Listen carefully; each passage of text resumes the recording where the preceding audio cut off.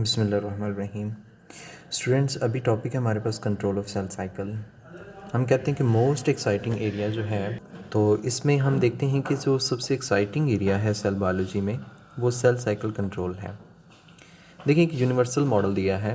Universal model के accordingly ऐसे हैं कि सेल साइकिल जो है that follow same biochemical pathway in all eukaryotic cell. मतलब जितने भी यूकैरियोटिक सेल हैं तमाम के अंदर सेल साइकिल का पाथवे जो है, बायोकेमिकल पाथवे जो है वो सेम है। अगर हम देखें यीस्ट से लेकर ह्यूमंस तक तमाम के अंदर सेम बायोकेमिकल पाथवे जो है वो फॉलो किया जा रहा है। तमाम सेम ही तरीक़ेकार से सेल साइकिल डिवाइड करते हैं और उनमें कंट्रोल होता है। अगर हमारे देखें तो डिटेल सेंटर जो है वो ये CDC2 काइनेज प्रोटीन है। CDC2 kinase basically cell division cycle proteins हैं। सेल डिवीजन साइकिल प्रोटीन 2 है। और हम कहते हैं कि बिलियंस ऑफ ईयर्स एवोल्यूशन हो चुकी है। मतलब अभी तक अगर हम देखें तो एवोल्यूशन बहुत अरसे से हो रही है। और तमाम में अगर हम देखें तो ये जो हमारे पास CDC2 काइनेज है, इट चेंज इट स्ट्रक्चर। इसके स्ट्रक्चर में थोड़ा बहुत चेंज हुआ है, लेकिन इसके फंक्शन में कोई चेंज नहीं हुआ। अब तक अगर हम देखें तो इसके स्ट्रक्चर में कुछ चेंज हुआ है, वो भी थोड़ा बहुत, लेकिन इसके स्ट्रक्चर में फंक्शन में कोई चेंज नहीं हुआ।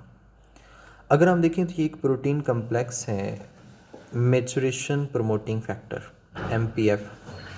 CDC2 काइनेज इसका एक हिस्सा है, that's a part of maturation promoting factor.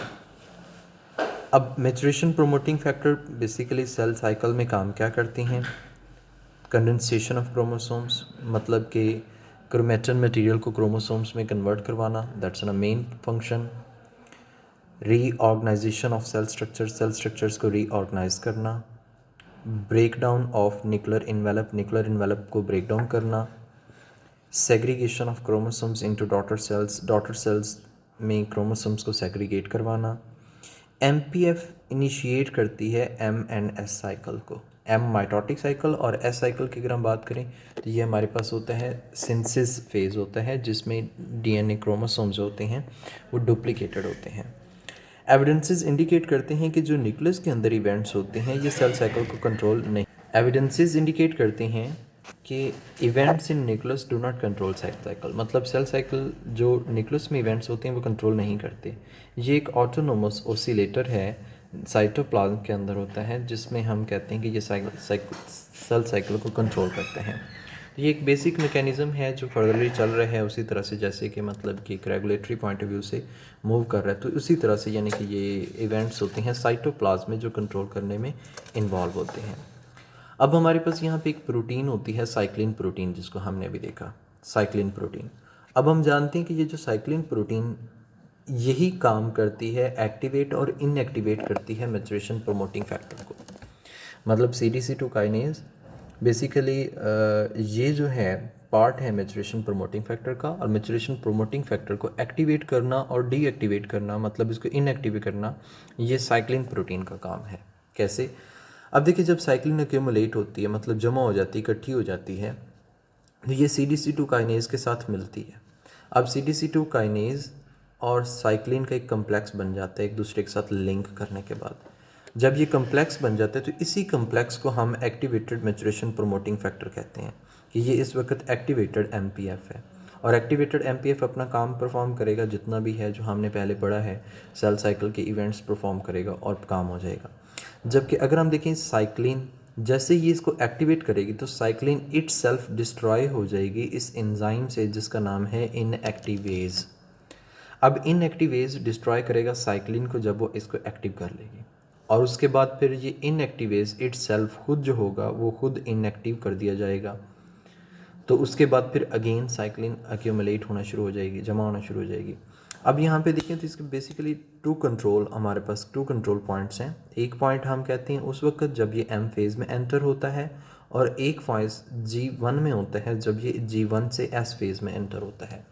तो G1 से S में एंटर होना या G2 से आगे M फेज़ में एंटर होना, तो ये दो पॉइंट है। यहाँ पे सेल डिसाइड करेगा कि क्या उसने सेल डिवाइड करना है या नहीं करना। एक साइक्लिक एक्टिविटी है लाइक दैट। अगर हम देखें ना तो ये इंटरफेज़ है, तो ये साइक्लिन है, साइक्लिन कंसंट्रेशन आप कह सकते हैं। साइक्लिन कंसंट्रेशन बढ़ती जाती है इंटरफेस में, एक्यूमुलेट होती है। तो यहाँ पर आकर साइक्लिन एक्यूमुलेट होती है, CDC2 के साथ मिलती है, CDC2 काइनेज, ये दोनों मिलकर एक्टिवेट करती हैं MPF को। MPF अपना काम परफॉर्म करती है। जैसे MPF अपना काम परफॉर्म करती है तो साथ में ही ये इनएक्टिव हो जाती है with the help of inactive एक और एंजाइम से। तो ये इनएक्टिव हो जाएगी, डिस्ट्रॉय हो जाएगी साइक्लिन। तो यहाँ पे हम कहते हैं साइक्लिन जो है वो क्या हो गई है, डिस्ट्रॉय हो गई। जैसे साइक्लिन डिस्ट्रॉय होगी उसके बाद यहाँ पर आके अगेन ये इंटरफेस में जैसे सेल एंटर होगा ये दोबारा एक्यूमुलेट होना शुरू हो जाएगी। अब साइक्लिन डिस्ट्रॉय क्यों होती है? क्योंकि MPF जो है बेसिकली ये एक्टिव हो जाता है।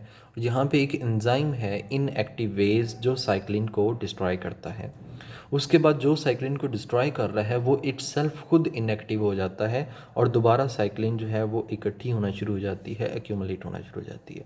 फिर इकट्ठी होती है एंटर फेज़ में। जैसे ही वो M फेज़ में एंटर हो जाता है, यानी कि ये M फेज़ हमारे पास है, जैसे इसमें एंटर होगा उसके बाद साइक्लिन अगेन डिस्ट्रॉय हो जाएगी, अगेन वापस आएगी, फिर वो एक्यूमुलेट होगी, फिर ये M फेज़ को एक्टिवेट करेगा MPF को, उसके बाद फिर ये।